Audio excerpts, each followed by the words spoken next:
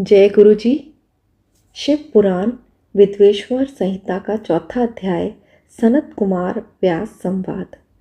सूत जी कहते हैं, हे मुनियों, इस साधन का महात्म्य बताते समय मैं एक प्राचीन वृत्तांत का वर्णन करूंगा, जिसे आप ध्यान पूर्वक सुने।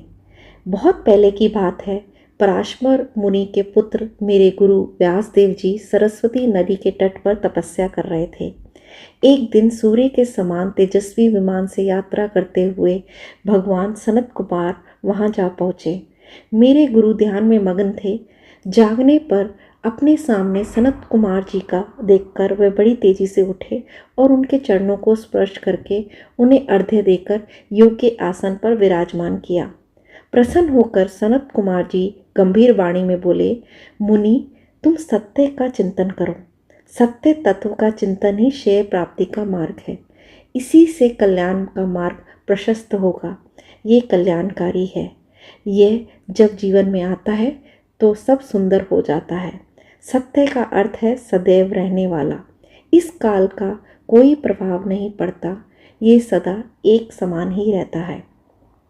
सनत कुमार जी ने महर्षि व्यास जी को आगे समझाते हुए बोला, महर्षि, सत्य पदार्थ भगवान शिव ही हैं। भगवान शंकर का श्रवण, कीर्तन और मनन ही उन्हें प्राप्त करने के सर्वश्रेष्ठ साधन हैं।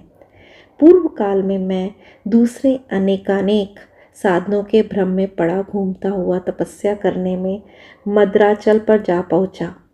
कुछ समय बाद महेश्वर शिव की आज्ञा से सब साक्षी तथा शिवगणों के स्वामी नंदिकेश्वर वहां आए और स्नेहपूर्वक मुक्ति का साधन बताते हुए बोले, भगवान शंकर का श्रवण, कीर्तन और मनन ही मुक्ति का स्रोत है।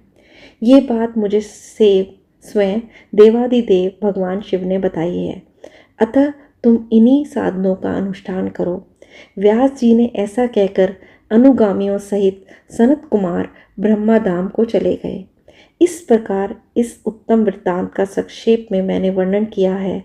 सूत जी बोले, सूत जी, मैं अपने श्रवण, कीर्तन और मनन की मुक्ति का उपाय बताया है, किंतु जो मनुष्य इन तीनों साधनों में असमर्थ हो, वह मनुष्य कैसे मुक्त हो सकता है? किस कर्म के द्वारा बिना यत्न के ही मोक्ष मिल सकता है?